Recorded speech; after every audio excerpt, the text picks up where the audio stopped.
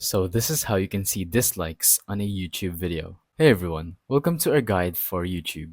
Today you will learn how to see the dislikes on a certain video. Go ahead and open up YouTube and then see a video that you want to see the dislikes of. I'm just going to use this very first video that I can see, and then I'm going to tap on the three dots and then tap on share and then copy the link.